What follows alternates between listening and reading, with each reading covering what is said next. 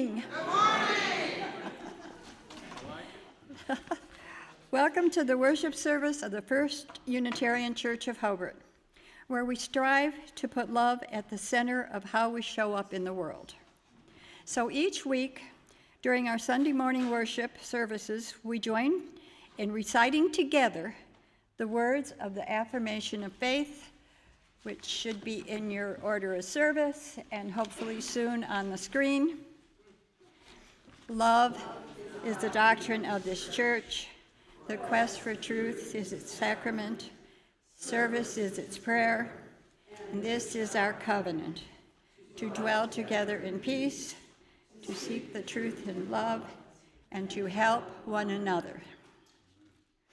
Since not everyone can attend in person, we are streaming this worship service online, and we extend a special welcome to all those who are joining us virtually. The joys and sorrows portion of our service, however, is private. We will temporarily pause at that time. Other than that, the worship service is being recorded and will be available for future viewing on our website. Today, our worship service will be led by our guest minister, Reverend Bill Breeden.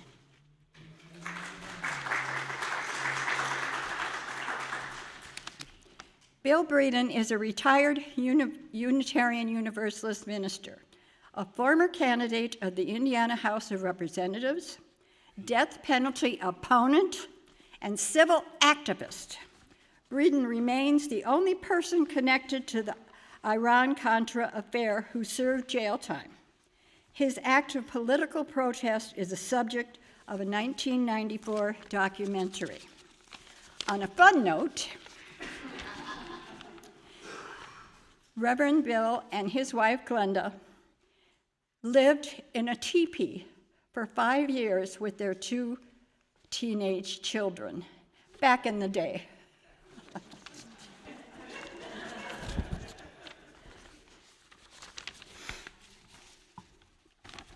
So now please turn off or silence your devices. And as you do so, allow yourself to enter in sacred time together. Take a breath. And another. And join in the spirit of reverence.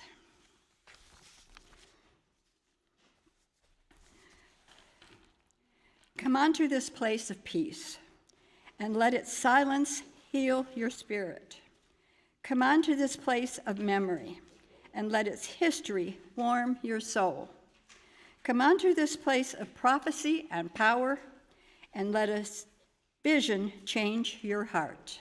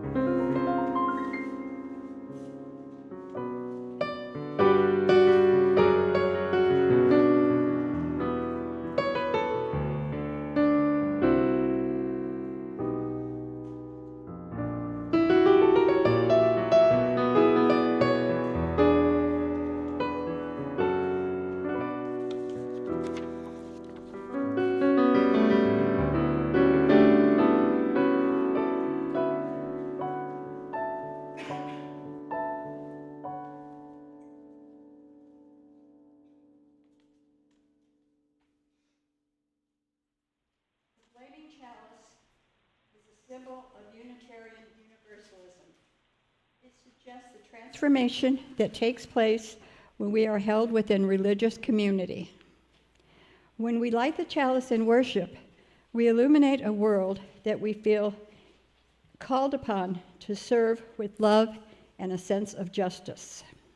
Please join us in the lighting of the chalice by reading the words on the screen or in your order of service. We gather this hour as people of faith, with joys and sorrows, gifts and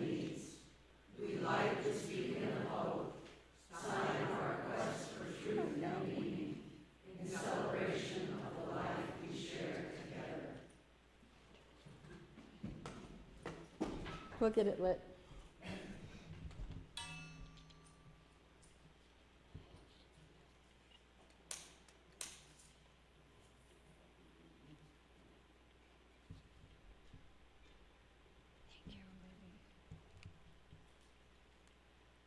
I'll just stand here. It's okay.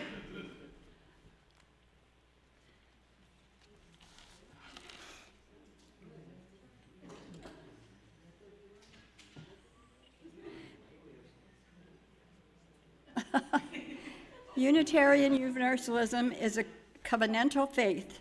We do not have a creed.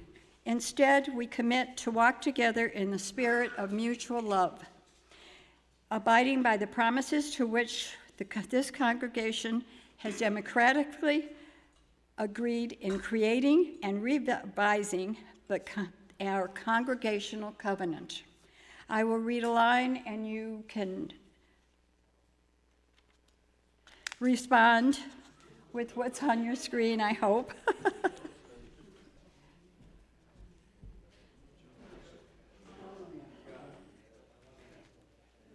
For all the ways that we have neglected to expand our spiritual growth and faith in action, may we forgive ourselves and each other to begin again in love. For all the ways that we have committed our hearts and minds to building a community of caring, acceptance, and reconciliation, may we forgive ourselves and each other and begin again in love. For all the ways that we have not actively worked to build trust and respect in our community, may we forgive ourselves and each other and begin again in love. Now that we've covenanted, turn around and greet your neighbors, say hello. All these smiling, beautiful faces this morning.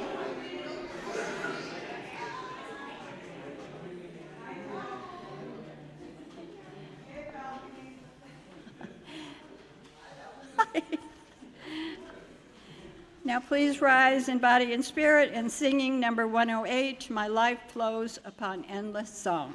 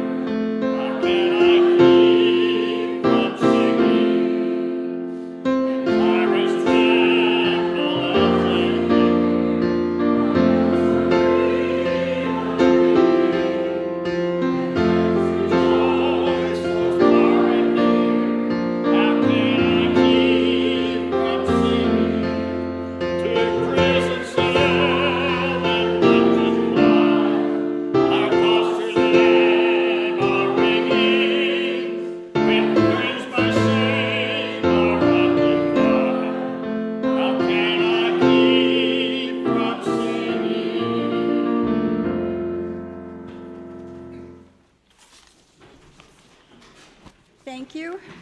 Now, whenever we gather with others, we have the opportunity to share our own private joys and sorrows with one another, to hold them together so that the lightness of our joys lifts up and the heaviness of our sorrows feels easier to hear. Reverend Bill will come along with the mic. Please say your name and if you have any joys or sorrows to share. You know how this works, so I'll just work my way here. Play Monty Hall.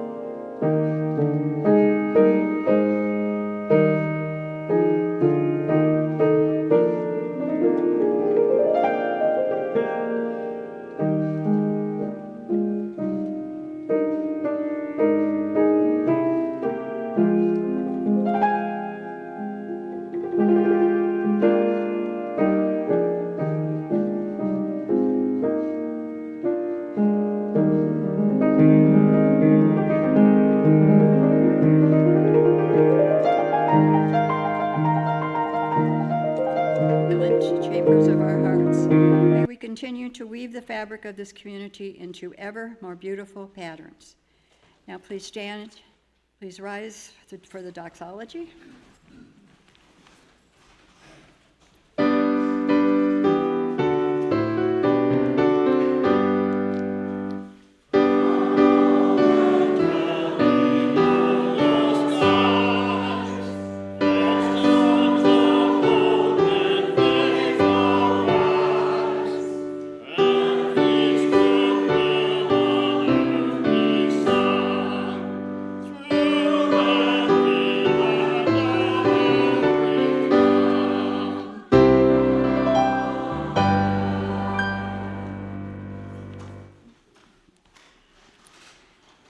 People say, what is the sense of our small effort?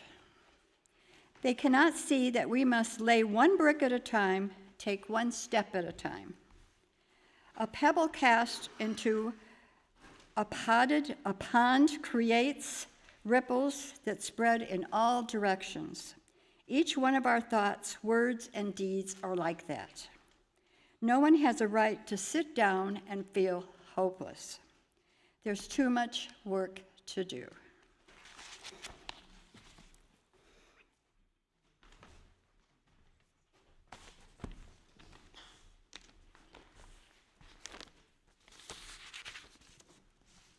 There's a postcard somewhere that I'm looking for that has the name of something that I might remember. Aha!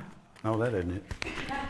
While I'm telling a story, I'm going to come down here to tell it. It happened one night, and this happened exactly as I'm going to tell it to you. It's the truth. And it's one of the strangest nights I've ever had. I sit up and read a lot. I read at night, and happened to be sitting in our living room one night reading late. And because reading in bed doesn't work, well, I also read in bed, but sometimes the light keeps Glenda awake, and so I was reading last night in the living room. And we had, at that time, 3 cats, Jesus. 3 cats and a dog.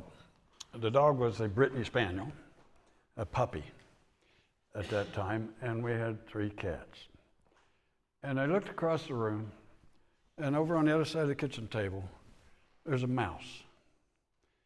And just a few feet away, I mean, literally maybe 5 feet, there's a cat. And another cat behind it. And I'm thinking, get the mouse. You know, I mean, I like mice, but when they're in my house, I mean, you know, let's take a natural thing that predator gets the prey.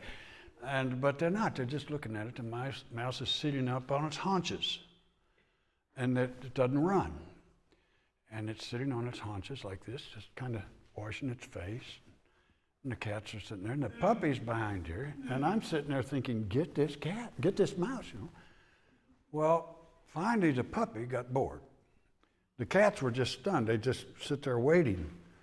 And the puppy came around the cats, went very up, very slowly, and I'm thinking, somebody get the mouse. But very slowly, went right up to the mouse. And the mouse is on its hands. And I wasn't stoned. I hadn't been drinking nothing. This is true. This is true. The mouse sits there washing its face, and our puppy didn't really know what to do. It walked up and sniffed it, and the mouse reached up and just played with its whiskers. And I'm saying, get the mouse. And then the mouse sits down and starts walking very slow. And the puppy starts walking very slow. And the cats start walking very slow, very slow. And I was stunned. I said, why doesn't somebody get this mouse? And then I realized that the mouse was walking toward the refrigerator. And it kept walking very slowly like this. And I'm thinking, get the mouse, get the mouse. And it got about this far from the refrigerator and under the refrigerator. And the dog jumped and the cat jumped, everybody jumped, and the mouse was gone. Now that taught me a lot about, I'm not sure what it taught me, but it taught me a lot about something. And I named this mouse Mahatma Gandhi, one of my heroes. And then I found out, I told this story to our children at church on Sunday, and there happened to be, Indiana University, we've got a lot of people from there, from biology to every other subject you can imagine. And this professor came up and said, well, that mouse had a parasite in its brain. And I think it's called Toxomoxis gondii, or something like that.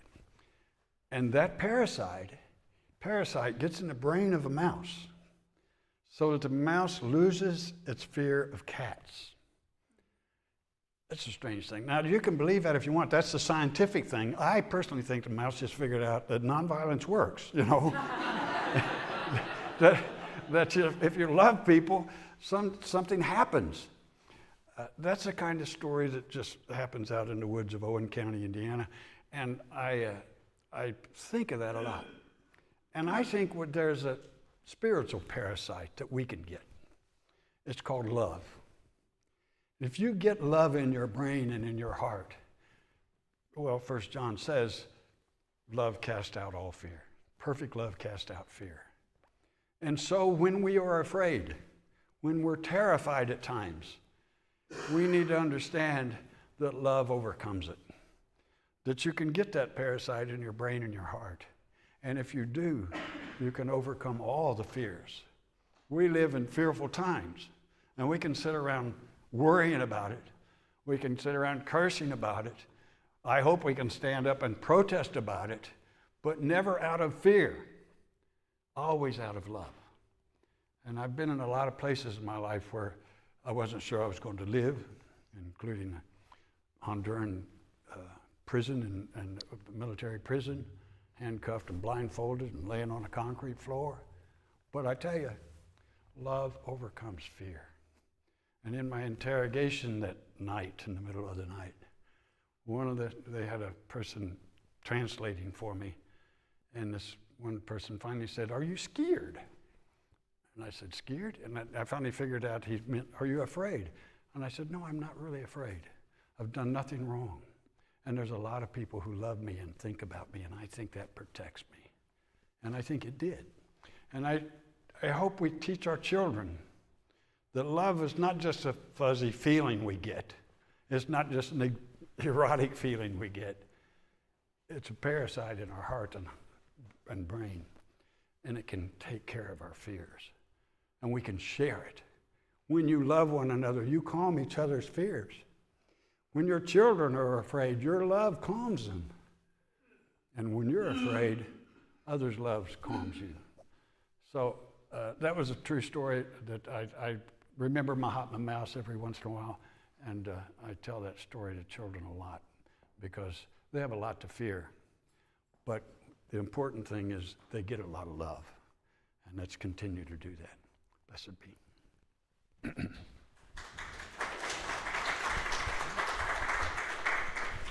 please rise and bow your spirit for hymn number 95, There's More Love Somewhere.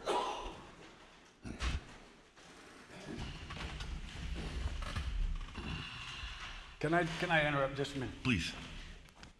After we sing this song, we're going to sing one more verse. We're going to sing it, There is More Love Right Here. There is more love right here.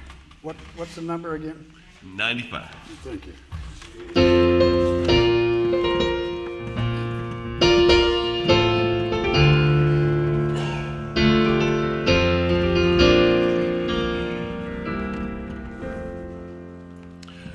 There is more love somewhere. There is more love somewhere. I'm gonna keep on till I find it. There is more love somewhere. There is more hope somewhere. There is more hope somewhere. I'm gonna keep on till I find it. There is more hope somewhere. There is more peace somewhere. Yes, there's more peace somewhere. I'm gonna keep on till I find it. There is more peace somewhere. There is more joy somewhere. There is more joy somewhere. I'm gonna keep on till I find it. There is more joy somewhere. There is more love right here. I know there's more love right here. Yes, I'm gonna keep on till I find it. For there's more love right here.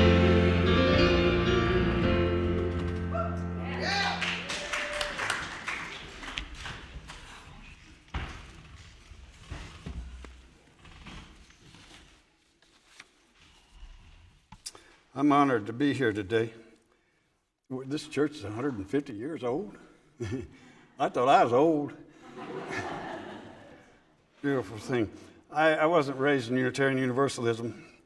I was raised in the holiness tradition. I told someone earlier that my mother and father, Pappy was a machinist, and Mom and Dad had 3 sets of twins and 3 singles. Yeah, I know, it's scary. And our name was Breeden. That was really scary. But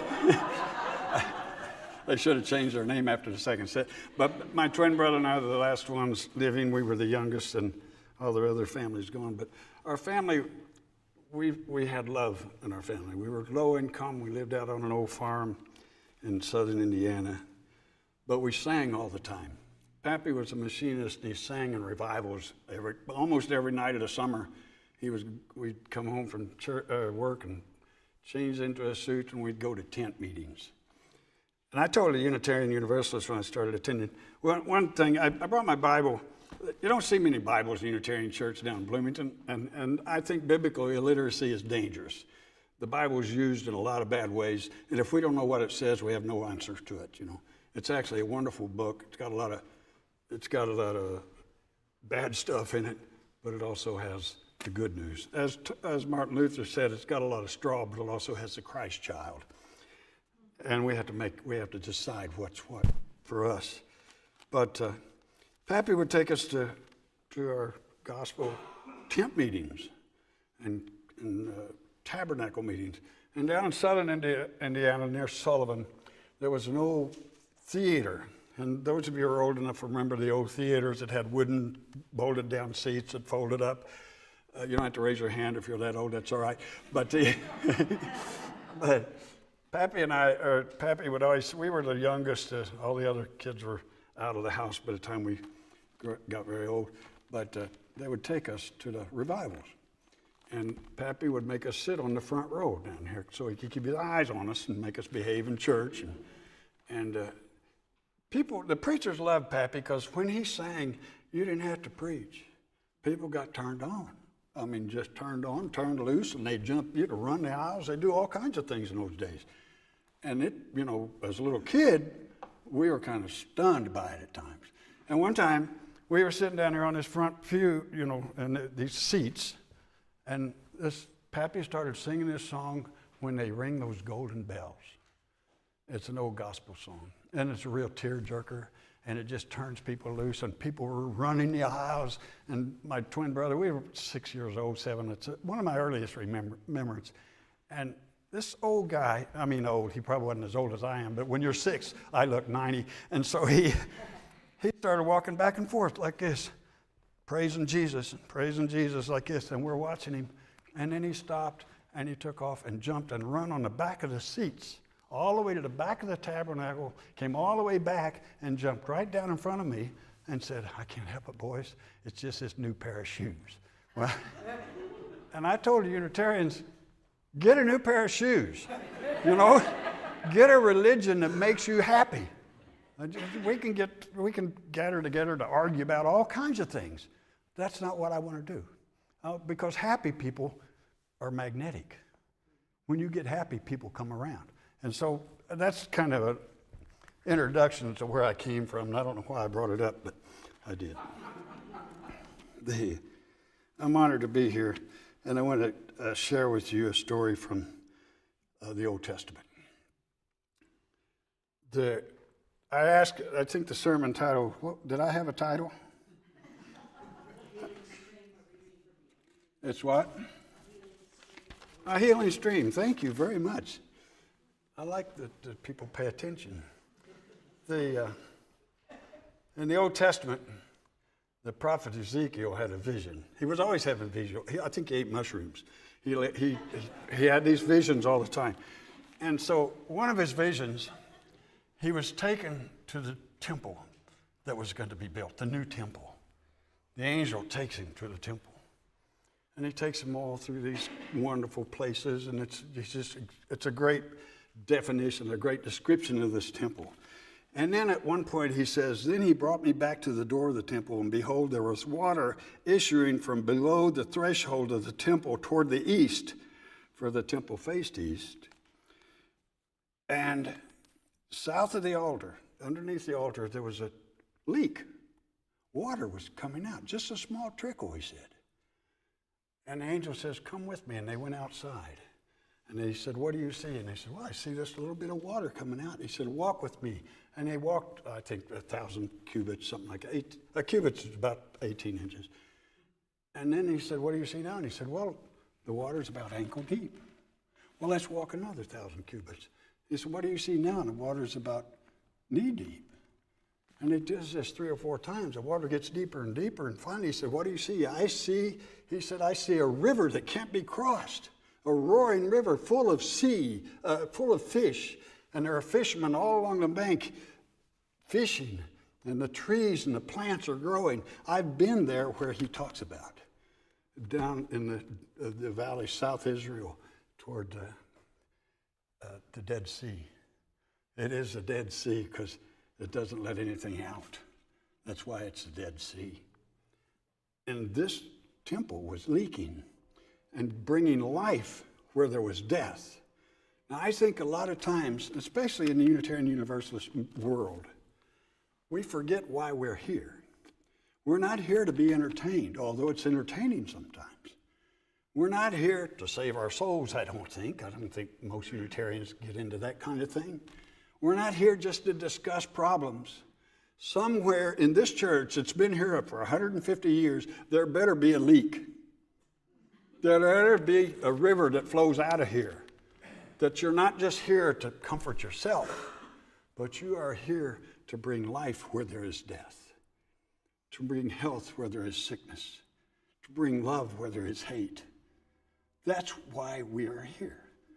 That's the only reason we are here, is to be a blessing in the world.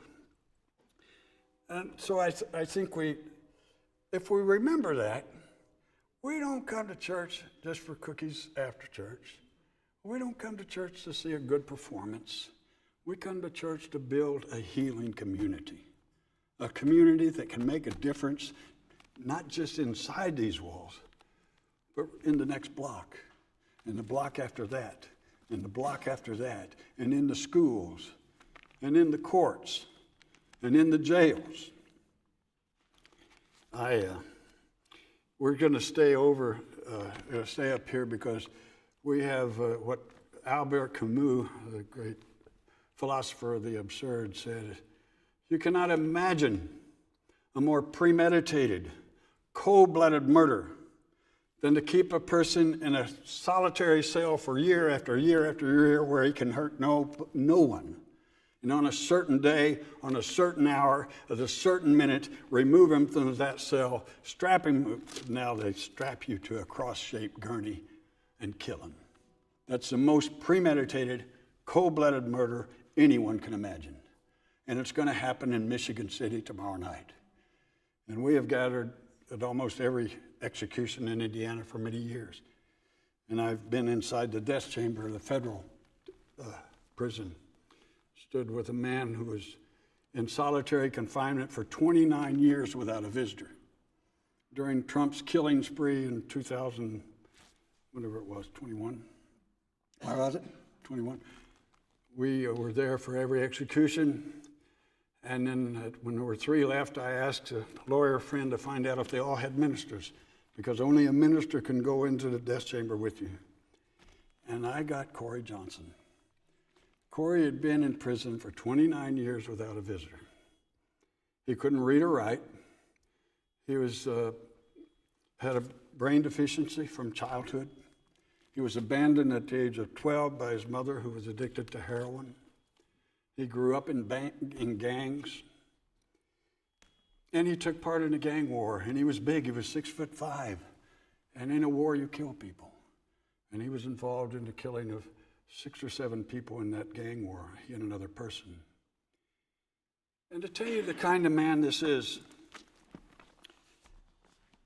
when he was sentenced to death at the age of 19 years old, it just so happened that in the courtroom that day, there was a junior high school class from a black school in, is it Richmond? I think it was, who in Virginia, who came to the class to watch how the court works. It was a civics class for the young kids. I don't think the judge knew they were coming. I don't think he would have had them, or maybe he would have, I don't know.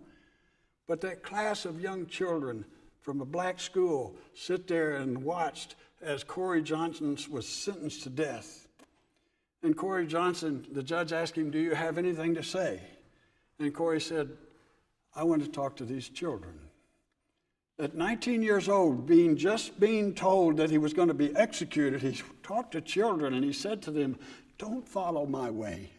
This is where it ends." And there was TV footage of those children coming out of the courtroom, and the television was on them, and the reporter said, "What did you learn today?" And child after child said, "That man in there, he's black like we are. We listened to him." And so Corey went to federal prison, which the only federal death row is in Terre Haute, Indiana. And 29 years later, I got to meet him about 3 weeks before he was to be executed. And we went online and asked for donations to bring his family to visit him, got $7,000 in 6 days. It was crazy. And his family got to visit him for the last week. And I have never met a more gentle person in my life.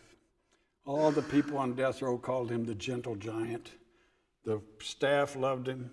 Never written up in 29 years, never an infraction, which is unbelievable. You can get in, I've been in jail and got an infraction for the smallest thing. But here's a man who learned what it was to be a human being without being able to read. It took him almost 15 minutes to write down my address so he could send it to his family. He's a very simple man. And yet, one of the most man filled with integrity I've ever seen.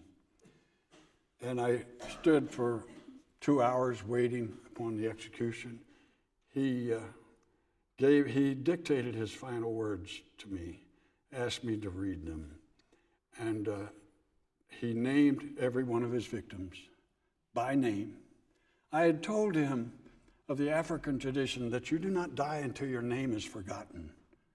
And I'd also read to him the Velveteen Rabbit on the morning we talked before his execution was to take place. And he said, I want to name, he said, don't remember me. I want you to remember these names. And he named every single one of his victims. And he said to the families who were gathered in a room outside and looking in at a glass, this is what he wanted to say. I was supposed to read it, and they told me I could and then didn't allow me to do it. But in those words, he said, I wanted to say I was sorry years ago, but I didn't know how. And when the execution was announced, the victim's family stood up and cheered like it was a Super Bowl. Had they heard his words, I don't think they would have done that. Had they heard his apology in their children's names, I don't think they would have done that. Fortunately for me, because it was the only thing that kept me standing was the voice of his brother, who he hadn't seen in 29 years until that last week. And they tell the perpetrator, the person who's being executed, their families are in a room also behind glass, and they're told that if you make a sound at all, any sound, we will remove you. Corey's brother, thank God, or thank heavens, thank anybody, but thank him that he didn't listen to that. When that execution was announced, he stood up and started calling, I love you, bro, I love you, bro, I love you, bro, at the top of his voice. For minute after minute after minute, that kept me standing. That love kept me standing. And when Corey was finally pronounced dead, I'd never been able to touch him as a minister in the 2 weeks, 3 weeks that I visited him. We weren't allowed contact visits at that time. Since then, I've sued the federal government and won the right to contact visits with people on death row. But I told him I wanted to bless his body after he died. And so I got to touch Corey after he was dead. And one of the things he kept saying to me when we visited, he said, I feel so inadequate. I've really never accomplished anything in my life. And I told him, because I tend to believe that people hang around a little bit, I said, Corey, you said you haven't accomplished anything, but I said the dignity with which you have lived on the row and the dignity you've shown today may help us stop this madness. And then I turned to the executioner, the one person who there was a black man who was also part of the team who was very shaken by the whole thing. But the guy leading it seemed to be enjoying it. Literally announced it like a circus caller. And I turned to him and I said, I advise you guys to find another line of work before you lose your souls. And he began to scream at me and finally picked up a microphone and said, remove the minister of record. But I want you to know, just across the state here, tomorrow night, Governor Braun is going to become a murderer. But the thing of it is, they don't have the courage to do it themselves. You don't see Donald Trump in the death chamber, and you will not see Governor Braun in the death chamber. Some Indiana state employee will be required to kill a man tomorrow night in cold-blooded, premeditated murder. And really, I wasn't even going to talk about this today. I don't know why I did, except that it's on my mind. And I hope it's on your mind. Tomorrow night at midnight, say a prayer, send a blessing, 60 seconds of silence, something, whatever you do, to focus your mind on what is important in your life and my life and his life. Because I believe that we, the people, are the only persons who will change this madness, whether it be the deaths, the killings and executions, or the wars. We're the only people who can change that. And we change it by what I talked about earlier, our love overcoming our fear, our love overcoming our desperation and our despair. We don't have time for that. Our children and our grandchildren and our great-grandchildren to come are waiting for us to find the courage to love so much, to walk for justice, to speak for justice, for right for justice, and demand justice. Let's pause for a moment of silence and a prayer.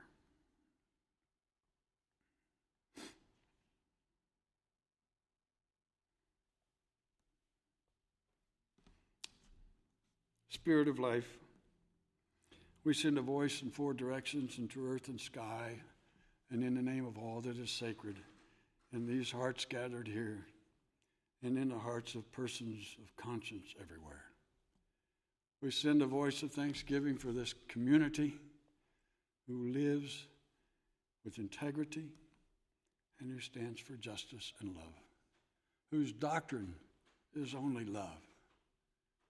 We send a voice of thanksgiving for them. We send a voice of concern for those raised in their joys and sorrows. We draw a circle around them as they draw circles around this community in which they serve. We ask the blessing of grace and love and peace in four directions to earth and sky. And in the name of all that is sacred in these gathered hearts, we do so send a voice. Blessed be.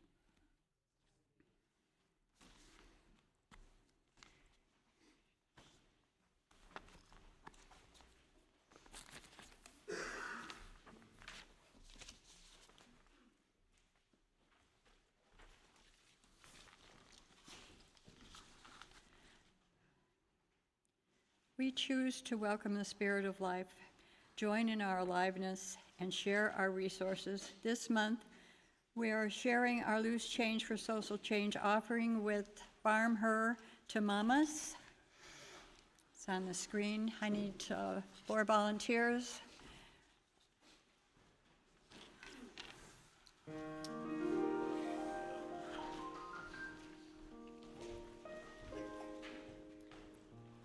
In the cups goes to, where do you want this? In the cups goes to Loose Change for Social Change, and the baskets for the church.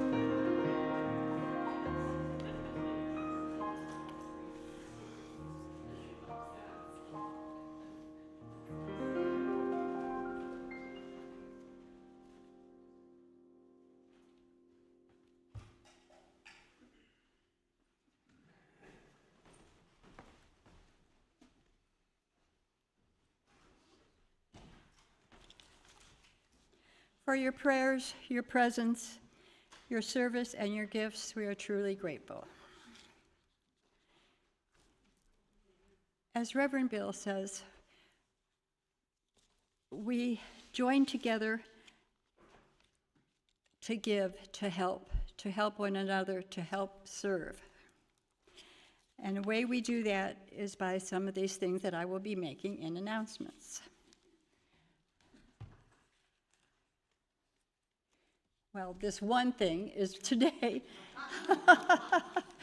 In about 20 minutes after our service, we will have a special congregational meeting to change our charge to the committee who's searching, thank you, for a new minister.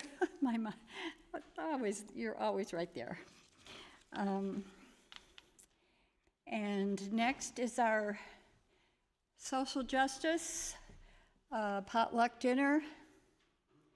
As you all can see, building bridges to social justice. That's what Reverend Bill was talking about, social justice.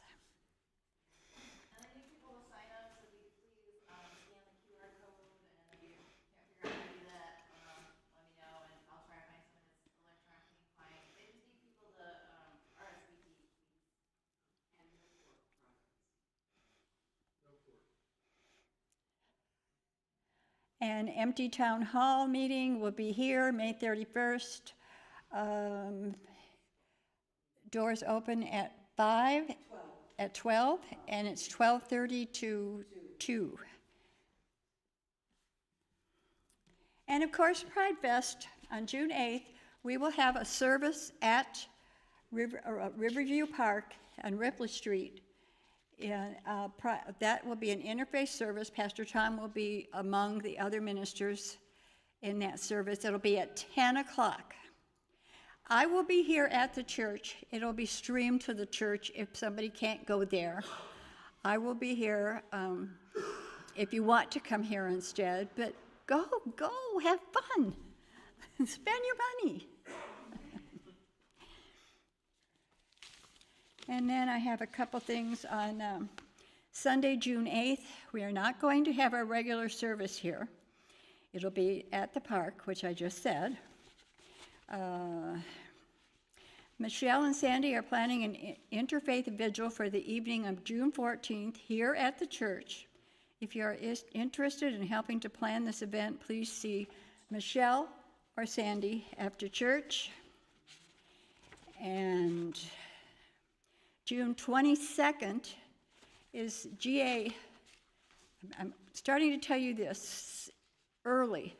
We will announce it every week to remember. That will be GA, our General Assembly. We'll be showing it here in the church at 10 o'clock. Service will be at 10 o'clock here instead of our regular time, just like Pride Fest will be 10 o'clock instead of our regular time. If Spirit Circle wants to meet, they can meet an hour early too. Jerry, whatever you decide to do. Okay, whoever, Pete.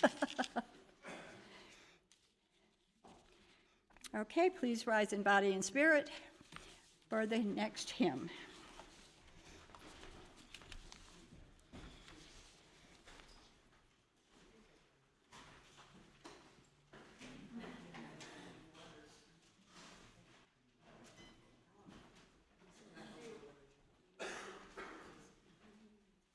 Okay.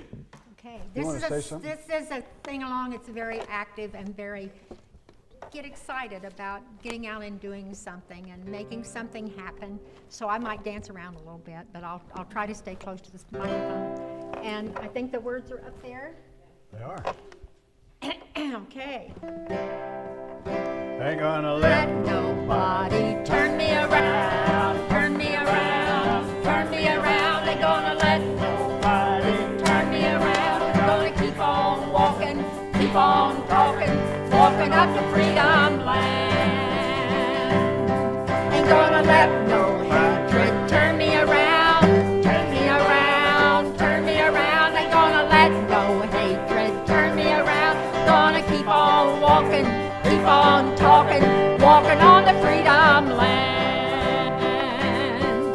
gonna let racism turn me around, turn me around, turn me around. They're gonna let racism turn me around. Gonna keep on walking, keep on talking, walking on the freedom land.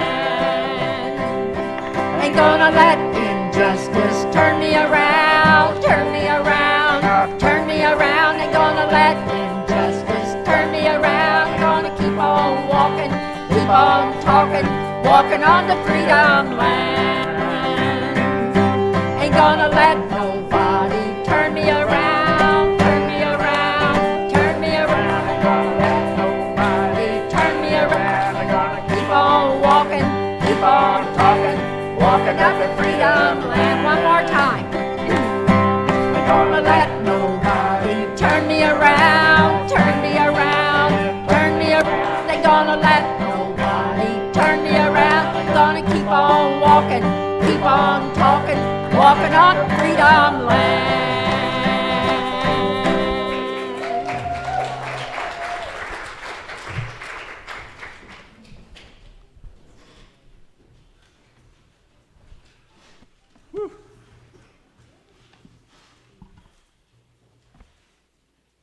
You got 5 more minutes? Let me tell you one more story real quick. It's an old story that goes way back to the Hasidic tradition. There was a monastery when out in the country long ago, and there was only 3 monks left. Nobody came to see them. Nobody did anything. They didn't do much. They went through their prayers, said their chants, and did all that, but it was just dead. And one day, they all talked about it. There was 4 of them left, 3 or 4. And they said, you know, what happened to us? People used to come here to get married, to bless children, came here for spring and fall festivals. They used to come here all the time, and now nobody comes. What happened? And they said, we don't know. And one of them said, well, you know, there's no Jewish hermit up there on the mountain. He's been up there all these years. He's watched us all these years. Maybe he knows what happened. And so they drew straws to see who had climbed the mountain the next morning. Go ask him. And the guy dropped the short end of the stick, or the straw, goes up to the mountain. He walks all the way, all day long, walks up there and finds this hermit. And he said, you know, my brothers and I have been talking, it's dead down there. Nobody comes to see us. We don't celebrate anything. We just say our prayers and go to bed and read. And said, do you have any idea what happened to us? And the old hermit looked at him and said, no. He said, I really don't have any idea. I have no idea at all.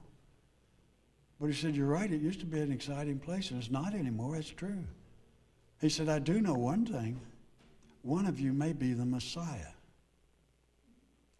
So the guy walked down the hill. That evening he came back from the hill, and his brothers come out and met him and said, what'd he say, what'd he say? He said, he didn't know what happened to us, but he said one of us might be the Messiah. And they went to their rooms, and they said their prayers. And as they went to sleep, they were thinking, well, maybe it's John. Maybe it's Richard. Maybe it's me. And their thoughts on this so changed their relationship and how they lived that people started coming back. People started coming back. One of you may be the Messiah. And I have come to think, really, that every time you meet someone, the most important person in the world to you is the person standing right in front of you at that breath. Because it may be your last breath. You know, we borrow this breath. We have to give it back or we die. We can't keep it. And I want my last breath to be one out of love. I don't want somebody singing, die. I don't want to die of a heart attack cursing. Your last breath. You may be the Messiah for someone. Or the person you're talking to may be your Messiah. Think about it. If it is, if you are, if he is, she is, it'll change somebody's life, I guarantee you. You may be Messiah for somebody and not even know it. So be open to every person. You know, when we demonstrate in our little country town down there for the first time, we've ever had demonstrations down there, and we've had 60-some people in the rain protesting for for two of our actions in the last month or so. And every once in a while, you know, we get the Trump guys come by and give us a salute. But we say, as Glenda has been very good about saying, let's not respond in anger. Let's not respond in anger, let's respond in love, because that's the only way we will ever win. We can be messiahs if we remember that. Our closing words by Wayne B. Arneson. Take courage, friends. The way is often hard. The path is never clear, and the stakes are very high. Take courage, for deep down, there is another truth. You are not alone. It's a beautiful congregation. You just look wonderful, and I'm honored to be here. Go and be a Messiah for somebody today. Blessed be.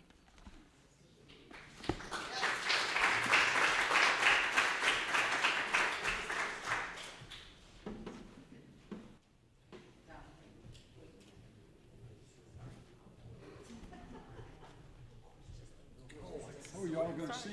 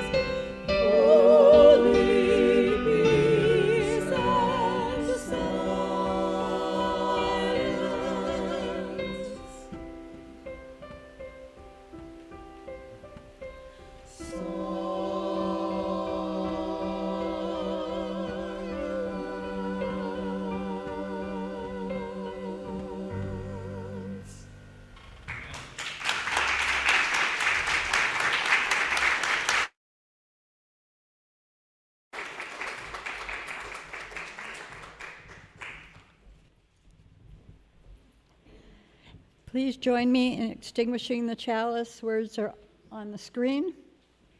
We extinguish this flame, but not the light of truth, the warmth of community, or the fire of commitment. These we carry in our hearts until we are together again. Okay.